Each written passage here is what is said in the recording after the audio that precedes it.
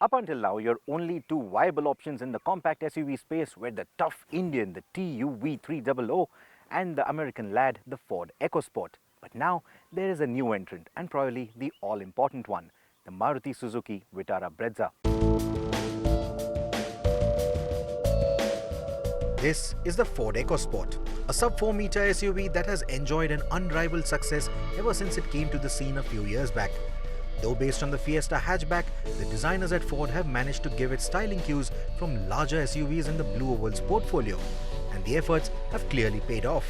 It looks sharp and has a commanding stance despite its small size, and that has made it an instant favorite.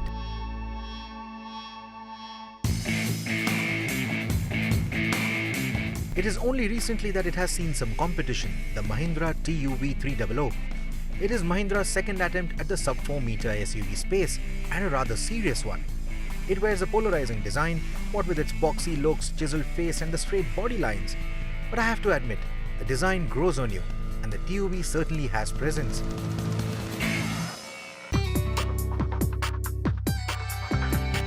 The Brezza fits right in.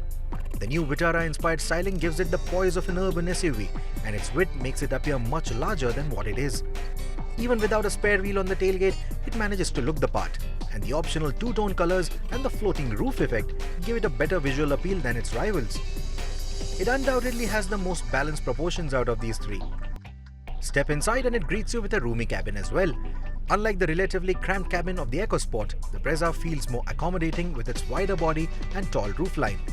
But if we are talking space, the TUV takes the cake. The only thing going for the EcoSport is a sportier looking cabin, which is also very well put together. The Brezza's plastics and fit and finish feel low rent in comparison, but with features like cruise control, a touchscreen infotainment system and a classy smartphone interface, the cabin feels a lot more new age. All these distinctive features though are only available in top spec trims. The mid-level trims of the other two offer more value. The TUV's cabin feels utilitarian in comparison, but is surprisingly good for a Mahindra of this price point.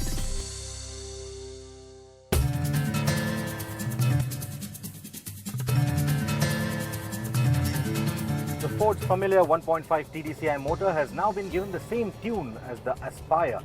So now it puts out 100 PS of power, 10 more than the outgoing model.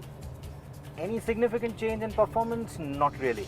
In fact, though this is the most powerful engine of this lot, it's actually slower than the Brezza's multi-jet. But that said, the engine is more refined than the M-Hawk and the DDIS engine. This engine doesn't feel as eager as the Aspire's engine. It's not that it's sluggish, we didn't have any complaints about the earlier mill either. So be it the city or the highway, the engine never really feels out of breath. Ford always gets its suspension balance right between ride comfort and handling, and the EcoSport is no different when compared against other crossovers in and around its segment. Don't expect Fiesta levels of handling though. The tires could have been better as the car feels skittish on its feet at higher speeds. The EcoSport has the lowest seating out of the three and therefore feels a lot more car-like to drive than SUV. Now it all boils down to your own preference of driving position. It also happens to have the least noisy cabins of the lot.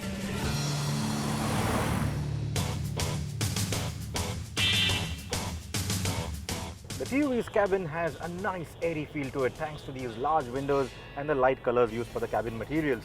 It also has the proper tall SUV-ish driving stance, something like a Scorpio. In fact, this car is based on a modified Scorpio platform, and that gives it a body-on-frame construction. Despite having a lower ground clearance than the cosmopolitan crossovers, the TUV manages to tackle broken roads, potholes and even off-road driving much better thanks to a longer suspension travel. Its ability to glide over undulations and even sharper bumps is the best in this price bracket. The flip side is a fair bit of nosedive under braking and body roll when tackling bends. As long as you're driving on tarmac, the tires will do their best to eradicate that unnerving feeling that you get from the body roll because the grip levels on tarmac are quite good. However, these are the all-terrain type tires, so on concrete surfaces, they tend to feel a little skittish. TUV has a nice engine as well.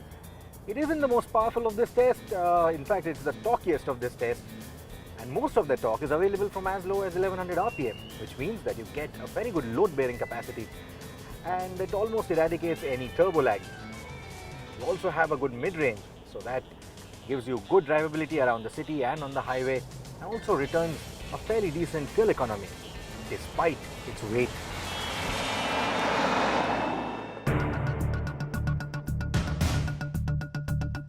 Speaking of weight, the Brezza is the lightest, almost as much as some of the premium hatchbacks out there. It feels light too, especially when driving the car around bends. The tyres are quite grippy despite their low resistance nature.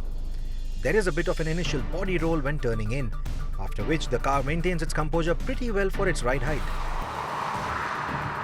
The Vitara Brezza goes ahead with a diesel-only approach for now, so what it gets is the humble 1.3-litre multi-jet diesel engine. Higher state of tune as compared to its hatchback siblings, but now this is the smallest engine on this test, and also the power and torque output is not the best.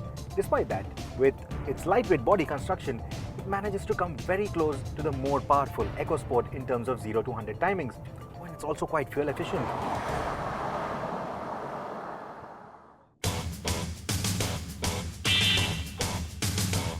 The mid-range is meaty and the car builds up speed quite well.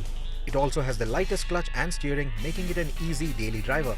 But for highway runs, I would have preferred a heavier steering setup like the TUV. But frankly speaking, none of them are outright impressive as far as feedback goes. They all feel vague at speed. The gear shift quality is the best in the Brezza.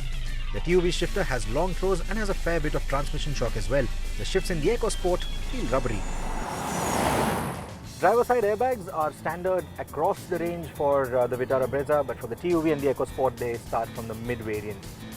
Anti-lock brakes optional on most of the trims for all these three cars. But come on, that should have been standard across the range for cars of this price range. But if you really care about your family and safety is of utmost importance to you, then the EcoSport is your compact SUV. 6 airbags, ESP, traction control, and the automated emergency call function. It has the best safety kit. In the braking department, the Brezza trumps the other two with a more progressive feel and a reassuring bite. The Ford's brakes feel spongy, while the TUV is a tad grabby. In a nutshell, all these three cars are quite different in the way they drive and target their audience.